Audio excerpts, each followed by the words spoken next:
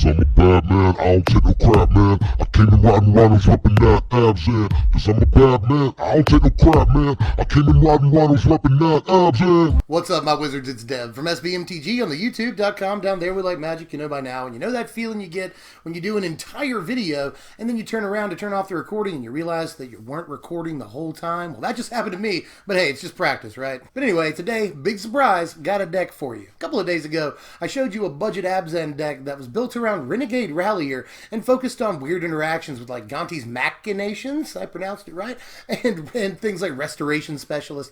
And a couple of you have already like emailed me or said in the comments that you've built the deck and you freaking love it. But a couple of you have also asked me, how do we take it to the next level? Well, today, I'll show you how. Now, it should be noted that while the Renegade Machinations deck that I just showed you was pretty much an original joint, this one is much more of a community deck. You know, a lot of people on Reddit have been building this deck for a while now, and on Channel Fireball, Neil Oliver put out an article early last week about this deck, which I'm going to link to in the description so you can get his take on things. But today, I'm going to show you how I build the deck and sort of take you through how it works. Because that's what a deck tech is. Well, it all starts with 4 copies of Renegade Rallier. Let's go ahead and get that out of the way. We got 19 different cards in this deck, not counting lands, that you can get back with a Renegade Rallier. And sometimes you'll want to get back an Evolving Wilds or a Hissing Quagmire or something. We got 13 quote-unquote easy ways to trigger Revolt in this deck for Renegade Rallier, so we are at no shortage of stuff to either bring back with Renegade Rallier or to help trigger Revolt for him. And that doesn't even count creatures that just like die in combat on our turn. We play a second main phase Renegade Rallier, which, by the way, didn't mention this in the video from a couple of days ago, but it's one of the best ways you can play a Renegade Rallier. You know, swing in with a guy, trade it in combat with one of your opponent's creatures, they both die, you know. And then second main phase, you'll play a Renegade Rallier and get your guy that died in combat back. In a way, that means that Renegade Rallier has just functioned as a 3-mana removal spell that nets you a 3/2 creature. Like, what? That's insane value. Renegade Rallier has a couple of different modes in the deck. You know, it's obviously a grindy piece that can get stuff back from the graveyard in the late game, so it's a decent top deck, but it can also put like 7 power on the board on 2 guys as early as turn 3, which is like no joke. That's insane speed and a crazy tempo play, especially if you can do what I was just talking about. Trade a guy in combat, get it right back with a Renegade Rallier. That kind of tempo is hard to beat. Now let's talk about all the different creatures that we can get back with the Renegade Rallier. We got more than just creatures. Note the word permanent on Renegade Rallier. Like, that means the card could get crazy at any time. The whole time it's in standard, look for stuff that's a permanent and costs 2 mana or less, because Renegade Rallier could literally go through the roof if the right card is printed. So keep that in the back of your mind. But first we're going to look at the creatures that it can bring back, starting with the 4 of Grim Flayer, which is maybe possibly the best card in the deck. Now, 2-mana 4/4s are always good, and this one facilitates its own ability to become a 4/4. Dropping cards in our graveyard for Delirium is awesome, and the trample is often overlooked on this thing. Once it gets to 4 power, it can just eat through creatures, hit your opponent for a point or 2, and it can just eat through creatures and hit Planeswalkers for a point or 2, which is also just incredibly relevant. Grim Flayer, there's a reason it's $20. It just does all the things, facilitates Delirium not only for itself, but all the other pieces in the deck too, and it's a 2-mana 4/4 trample a lot of the time. You top deck this, it's insane. You bring it back with Renegade Rallier anytime after like turn 3 or 4, it's almost always going to be a 4/4. The card is just ridiculous. But 4 2-mana 4-power guys isn't quite enough, so I'm also going to play 3 copies of Greenwheel Liberator. This gives us 7 different creatures that can be 4 power for just 2 mana, which is just absolutely insane. And we've got like 7 different ways of getting this onto the battlefield with 4 power as early as turn 2. Very, very easily. And by turn 3, no problem at all. We got a million different ways to get this on turn 3. So, very early big guy, definitely want to play that. Eats up our opponent's life total, busts into Planeswalkers early in the game, you know, trades with creatures in combat pretty easily. And this is probably the easiest creature to get into the graveyard so that you can second main phase Renegade Rallier and again, put 7 power on the board for very, very cheap. We're just playing all these Revolt enablers, so I don't want them to just be wasted slots if we don't have a Renegade Rallier. I want to play a little bit more stuff with Revolt. We're playing a whole like 10 cards, and I feel like, except for Fatal Push, this is probably the other best card with Revolt we can play in the deck. I'm going to play 3 copies of Scrapheap Scrounger, which is the first deviation from how the community often builds this deck. A lot of times you'll see Scrapheap in the board of this deck. I've elected to go ahead and put it into the main deck because it's so good in control matchups and even against the Healy combo. It's one of the grindiest cards we can play.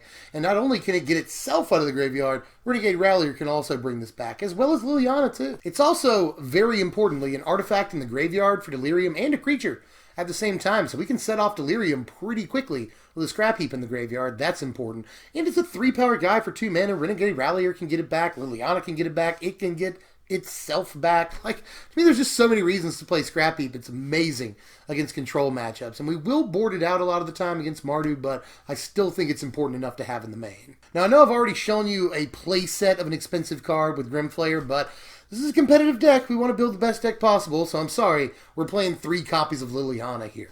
Now, Liliana is great in the Mardu matchup if we can drop her early. She kills a lot of the creatures in that deck with her +1, but the main attraction here is her -2. Just another insanely resilient piece that can get back Renegade Rallier. Don't have a lot of ways of doing that in the deck. In fact, Liliana is the only way. So not only are we playing Renegade Rallier that we can get back with Liliana, and that will represent multiple threats. That's really, like, she gets out of control very, very fast. But also we're playing a couple of big creatures with, you know, crazy enter the battlefield abilities that we can get back with Liliana. Just this increases our long game tenfold, and her ultimate wins the game if we can just hold off for a couple of turns. So Liliana is maybe the best Planeswalker in the format, save for probably Gideon right now. So we'll play her. But one of the things we obviously have to do in this deck is get Revolt. And we have to do it for as cheap as possible if we can help it. So with that in mind, we're going to play 3 copies of Unbridled Growth and 4 copies of Renegade Map. Now these do a heck of a lot more than just get Revolt for us in the deck, but they are pretty much the cheapest way to get Revolt in the format. For a 1 mana investment just one time, you can get free Revolt whenever you want it. And one of them fixes our mana and draws us a card, which is insanely important. And Renegade Map also fixes our mana, thins our deck. We can play it for any color mana, and it's an artifact in the graveyard for Delirium. Unbridled Growth is an enchantment in the graveyard for Delirium, so many reasons to play these cards in this deck. Do it. Another pretty easy Revolt trigger and another enchantment we can put in our graveyard for Delirium is Sinister Concoction, which we're playing a 2 of, and yes, I'm aware Disallow exists. A lot of you hit me in the comments for this the other day. I still stick by it, though. If you can stick this very early in the game against the Healy combo, they're going to have a very hard time doing anything about it if they want to combo off. A lot of those decks, especially the Jeskai versions, will play a 2 of Disallow, but they don't have a Disallow in their hand. They can't really do anything about your Sinister Concoction. So 96% of the time, you're probably safe to sacrifice your Sinister Concoctions and go ahead and pop that Felidar Guardian at instant speed. This can also just unconditionally remove any creature, which we're looking for, especially for such a low investment. Puts, again, it's Revolt, an enchantment in the graveyard for Delirium. This allows us to put other stuff in the graveyard for Delirium. Honestly, in this deck, discarding a card, milling ourselves for 1, not a big deal. We got Renegade Rallier, we got Scrapheap Scrounger. If we get it in the graveyard, we can bring it back easily. And we've got Liliana in the deck to bring anything we discard back if it's creature. So not hard at all to get stuff back if you discard it. We're not that worried about it. I'm going to circle back around to the creatures here for just a second so I can tell you about some of the bigger stuff we're playing, starting with 3 copies of Mindwrack Demon, which is always a better card than people give it credit for. You know, it did have its day in the sun in Standard, but since Delirium is sort of dropping off in use right now, at least, Mindwrack Demon has seen better days, but still a fantastic card. Extremely aggressively costed.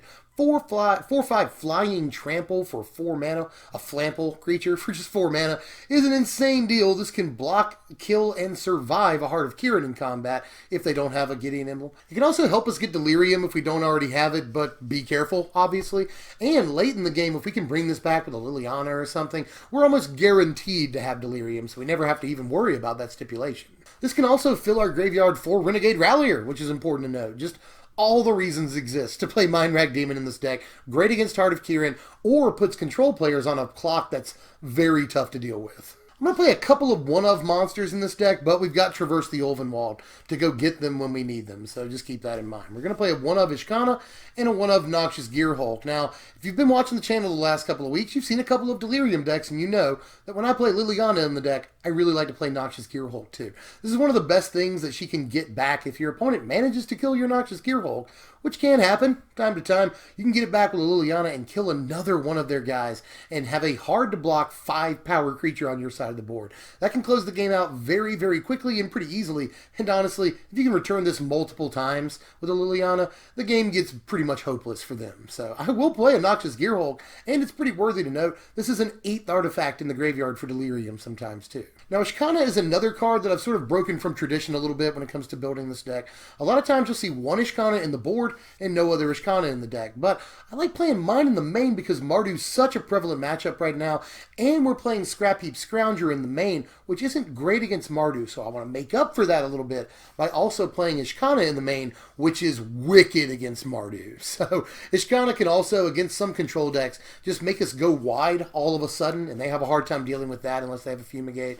So lots of reasons also to play Ishkanah, just big creature that can profitably block a Heart of Kiran, either through just like blocking it and nothing happens, or like chump blocking with a spider and the Ishkanah and killing the heart. So lots of options with an Ishkanah. You can either swing in or block extremely effectively. We're going to play 3 Traverse the Ulvenwald in this deck because it's just one of the best cards with Delirium. This can be a 1-mana tutor for any creature in the deck, whether we're getting one of those Silver Bullet one-ofs that we're playing, or we're getting a Renegade Rallier so we can get some out of the graveyard. Just crazy to have a 1-mana tutor for any creature. And the other mode on it is that, like, early in the game, it can help fix our mana and thin our deck a little bit, which is important too. So all the things that the card does, we want to do. And it's a sorcery in the graveyard, which you kind of have to point out. Let's look at our removal here. We're going to play 3 copies of Fatal Push and 1 copy of To the Slaughter. And this may make our removal package look a little anemic, but don't worry. We're also playing Liliana. We're playing Sinister Concoction. We're playing Noxious Gearhulk. So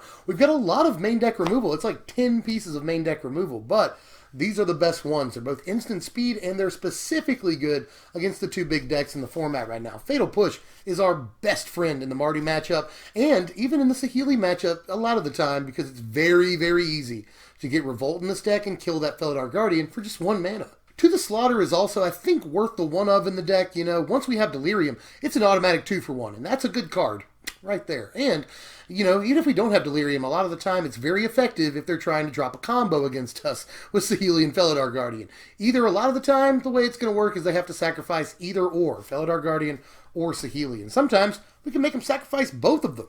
Some of those decks, though, will play other creatures more than just Felidar Guardian. The 4-color Saheeli decks will play other creatures. So, in those cases, the Delirium really, really helps out, because even if they can sacrifice a different creature than Guardian, they will almost always have to sacrifice a Saheeli. We're playing 22 lands in this deck, which seems pretty low considering we're playing like 4 and 6 drops and stuff like that, but we've got Renegade Map and Traverse the Ulvenwald, both 1-mana ways of fixing our mana really easily. So I feel like that lets us play a lot fewer lands, which means we draw into more gas. It's awesome. And obviously we gotta play Evolving Wilds. It's just insane. An insane way to activate Revolt for very, very cheap. Got to do that. And fixes our mana, which is good in a deck that plays minimal white sources. The 1 planes. But in this deck, 1 planes turns into a lot of white sources. We're playing Concealed Courtyard too. So if you count like Evolving Wilds and Traverse the Ulvenwald and Renegade Map, we're actually playing a bunch of different ways to get the 1 white mana we need to run on. So don't worry about it. And Hissing Quagmire, got to point this out too. You can get this back with a Renegade Rallier if you got no other targets, and sometimes it's a pretty good target.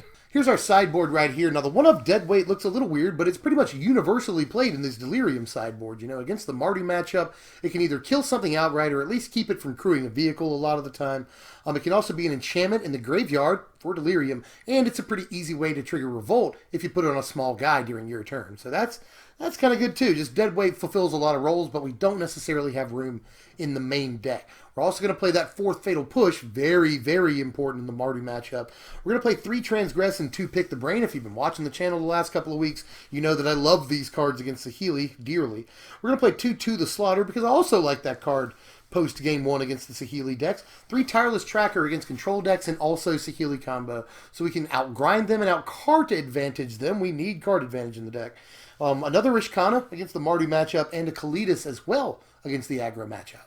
Now, as far as what I'm taking out in each matchup, against Mardu, you have options. You can either take out one Scrapheap Scrounger, a Sinister Concoction, a Renegade Map, and a Mindwrack Demon, or you can just take out 3 Scrapheap Scrounger and any one of those other cards. But we're going to board in a Fatal Push, the 4th one, a Deadweight, a Kalitas, and an Ishkanah. Kalitas and Ishkanah are just superstar creatures in the Mardu matchup, so I want to put them in. An extra 1-mana removal is always good too. Against Saheeli, we're making a bunch of changes, but still with options. And we're going to take out an Ishkanah, Liliana's, because Liliana loses a lot of luster in this matchup. We're going to take out a Renegade Map, a Greenwheel Liberator, and a Noxious Gearhulk. And here's a choice. You can take out the 3 Fatal Push and put in 3 Tireless Tracker if you want to, but you don't have to. And you can take out any number of them and put in any number of Tireless Tracker. What we're definitely going to put in, though, is 3 Transgress the Mind, 2 Pick the Brain, and 2 To the Slaughter, because they're all just absolutely bonkers in dealing with this combo. And if we board these in, it'll give us something like 13 main deck ways of dealing with Saheeli combos, so it'll be a breeze at that point. Here are your power rankings right here. A final score of 68, which is really, really good. If you've been following the channel for a while, you know that high 60s is a pretty darn good score, and the reason we're getting that score is because we're not necessarily bad in anything. Note that we don't have a 4 in any category, because we are a quintessential mid-range deck. We play a decent removal package, we play a bunch of big creatures, and we have some resilient options. That said, note that even though we are good in those categories, we're not outstanding in anything else. We've got sort of average or middle of the road scores in everything from speed to offense to defense. So the card is not, or the deck is not amazing in any category except for maybe synergy or resiliency, but those are very important categories. Altogether, the deck is a competitive deck, and it'll cost you about $300 on TCG Player to build this thing. Just like most Delirium decks. I mean, the main culprit here is Liliana and Grim Flayer. Those are very expensive cards, and we're playing things like Blooming Marsh in the mana base. I mean, just the mana base gets expensive too with all the fast lands and stuff. So this is an expensive deck, but I think it's well worth the time. We've got a couple of people online talking up that this deck is pretty good against the 2 major matchups, especially after boards. You will have to hold on that first game, but after boards, you know, note that the entire sideboard is tuned to deal with these 2 decks. I'm tapped out for now. That's all we got, but don't forget to check the description for not only this deck list, but also that Channel Fireball article by Neil Oliver, so you can see a real pro's sort of take on this deck and the reason that he played the cards that he did. And while you're at it, note that this deck does not have a whole lot of flexible slots in it. It's built mostly the same way, except for up to 4 to 6 flexible slots. So what you do with those slots matters greatly. So let me know how you would build it. What did I miss here? You know, I would have really liked the chance to play Selfless Spirit, but I just don't think it quite fits. Although I have an idea for, you know, the old Selfless Spirit plus Fumigate combo, but also play Renegade Rallier. Like, I think that could be a good green-white deck. But anyway, let me know how you would change things in this deck, and what are we doing next time? Well, next time, I'll give you the choice. Vote on this in the comments section. Next video I'm going to do is either going to be the top 5 to 8 cards that we want in Amonkhet. You know, every time a new set comes out, I design some cards and show you what I would like to see in the upcoming set. And then you guys go to the comments and you talk about what cards you want to see. And some of you just like hit me for how busted my cards are, which I enjoy and you enjoy. So there's something for everybody in those videos. Do you want to see that? Or do you want to see another deck tech? I've been doing Delirium a lot lately, and I kind of want to get away from that. So we're going to do a completely different deck next time. $5 Mono Red Improvise coming your way. Which one of those videos would you like to see more? Please don't forget to like the video if you like the video. That helps me out an awful lot. And you can now follow me on Twitter at SBMTGDev. That would probably help me out a lot too. You can even share this video. You can do whatever you want. You can sub if you're new. You can hit that bell to get the notifications. Amonkhet spoilers are coming soon. I mean, you want the content, so you should do all those things. And I will see you cats later. I'm Dev from SBMTG. Thanks for watching, my wizards.